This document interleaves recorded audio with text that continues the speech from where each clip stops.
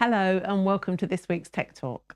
Every week we try to explain how to solve everyday problems with everyday technology you and me might be using. This week we're talking about Wi-Fi routers again, and to help you and me understand more, with me is Tech Talk expert Chris Jennings. Hello, Sarah. Hello, Christopher. Great what are to we be talking back about today? Well, this is the last in a series of 3 programs about Wi-Fi. We started off with basic Wi-Fi, how to use it, how to set it up so it works nicely. Then last week we moved on to extending your coverage by using different types of extenders so you could get to other bedrooms and other things like that. Better range. Better range, that's it. It's all about range. Now, this week, the last thing we're going to look at is the types of routers that you can buy. I mean, you go into a local place like Media Mart and you'll see rows and rows of Wi-Fi routers, all with different names and numbers. And what does it all mean? Well, you'll notice. What is the difference apart from the price, probably? Well, the price, obviously. Now, you'll notice that some routers have 1 antenna, some have 2, some have 3, some have 5, some have 7.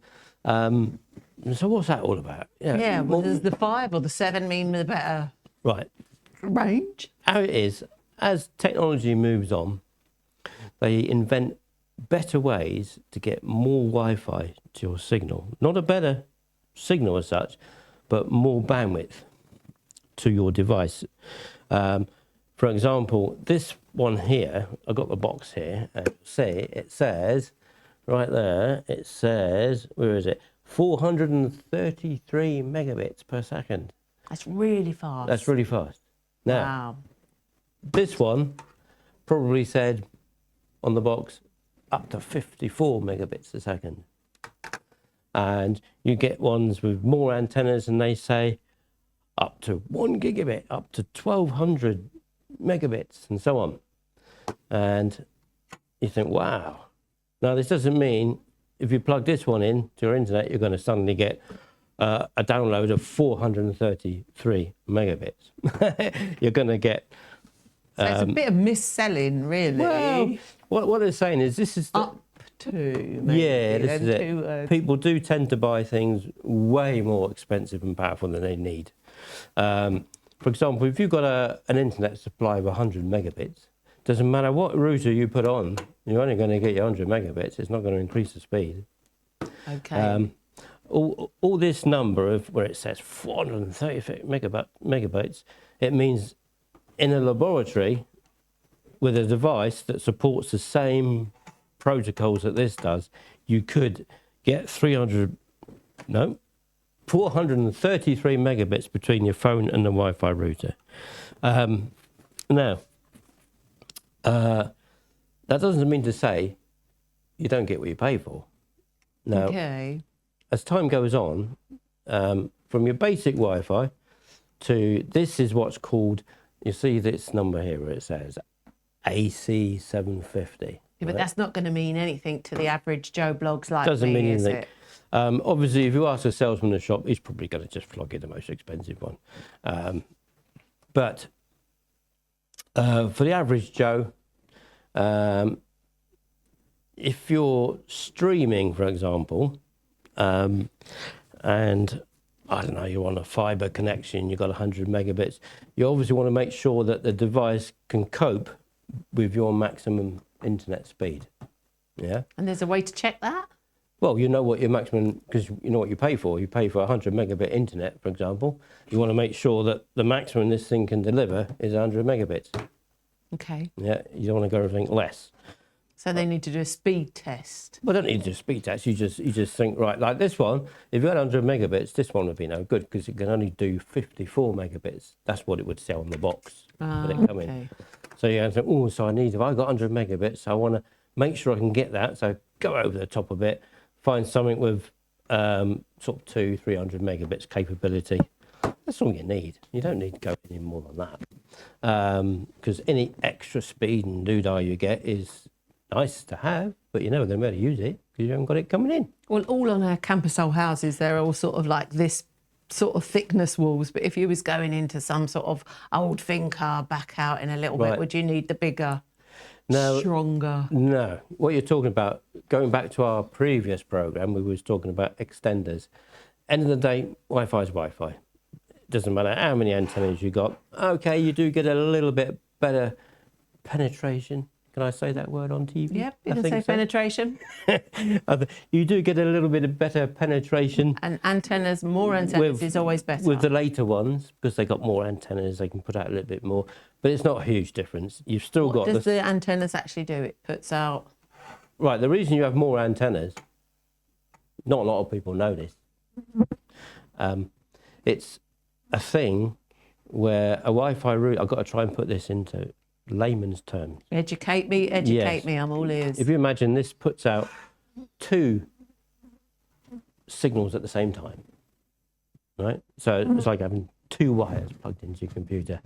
You can get more bandwidth through it because you've got 2 signals coming at the same time.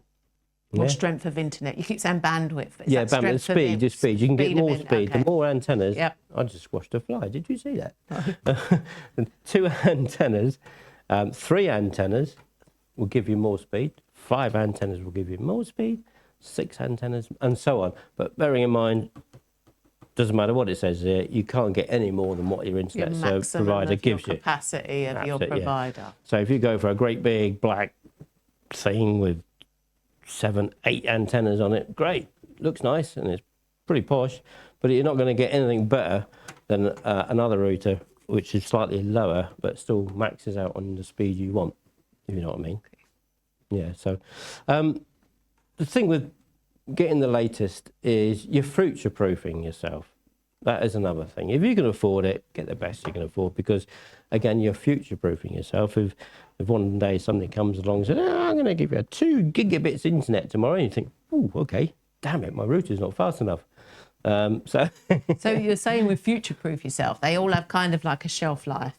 So they all kind of have like, do they have an expiry date on them? Well, in Spain, because of the heat, and I remember we talked about this in our first episode of routers.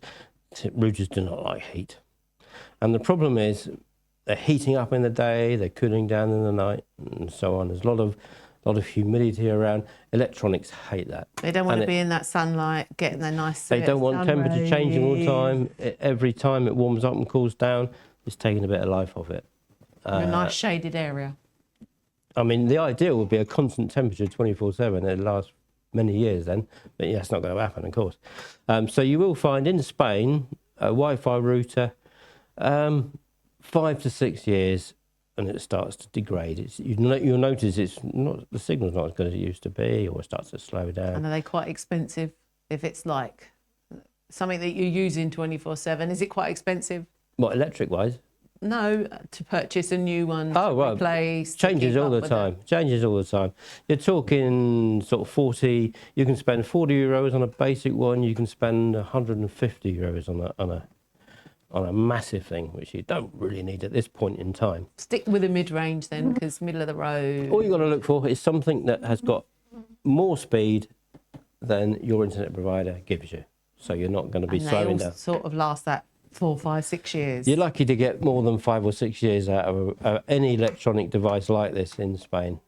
It's just the constant temperature change. It's like all of us with our phones, though. We all try and update within them 4 or 5 years. We're all like, oh, my phone, my battery, my phone is not lasting. It's not doing as good. Let's get a newer phone. Unfortunately, it's just the nature of the device. It has an actual radio in there which does get very hot, and it has a finite life, basically. Now, the other thing I was going to talk about, there is one other kind of Wi-Fi router you may have heard of. Some people call it MiFi, M-I-F-I. MiFi. That was the original brand name of it. One, yeah. Right, now MiFi is a router like this, but instead of connecting in the back to your internet provider with a cable, you have a SIM slot, and you pop a mobile phone SIM in it.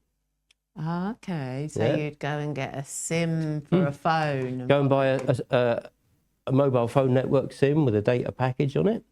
And it basically, this is then like, it's giving out the mobile network signal in your house rather than anything else.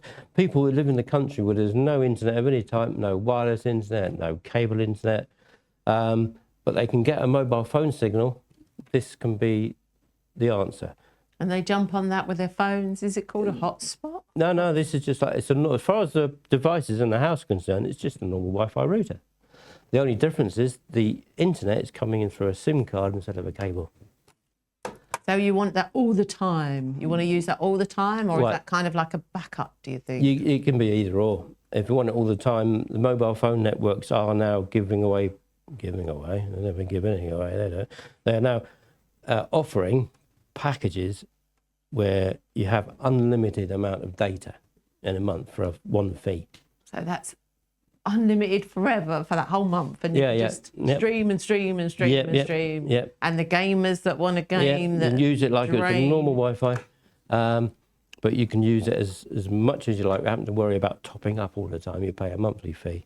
I think it's only Vodafone that do this at the moment, but they're all going to start looking at it. Vodafone? Yeah, Vodafone. Vodafone, one of the big network providers in Spain. Okay. You'd need to find a Vodafone shop and go and get a SIM and sign into a big package, and you have to pay that every month? Yeah. Okay. Mobile phones are not, they're not expensive like they used to be. It's quite cheap. In fact, I don't even know why people have landlines anymore, because it's so cheap to call people. But you'll find that with using a mobile phone network, especially when 5G appears in your area. You may have heard of 5G. 5G is the latest network signal, which is faster than what we're currently using, which is called 4G. And 5G is everywhere 5G is being rolled out in Spain as we speak, and it's getting to more places. It's not on Is it on the campus? I was going to say, is it on the Campusol area? No, not on Campusol yet. Right. When it does, then... and will we find it all the way over on the dark side, on the D sector? This is a good question, because we have trouble getting a mobile phone network over there sometime, let alone 5G. Okay, yeah. So you never know. But it's a good alternative if you can't get it's not ideal, because it does work out expensive compared to having your own Wi-Fi with a ISP, with an internet service provider. But it's more designed for people out in the country, who need internet, but there's no other option. Wow. So those ones that you'd have to go to a specialist or online, and you can buy. I mean, something like this. All the Wi-Fi routers, when you buy them, they come with very simple setup instructions. In fact, simple for you or simple for me? No, it's simple for everybody, because you literally plug the power in, plug your internet cable in, and it works out everything itself. Thank you, Christopher. Just like that. That's just brilliant. A bit of magical stuff. Thank you. Thanks very much for watching, and don't forget to tune in the same time next week for more Tech Talk. Thank you. Cheerio, guys.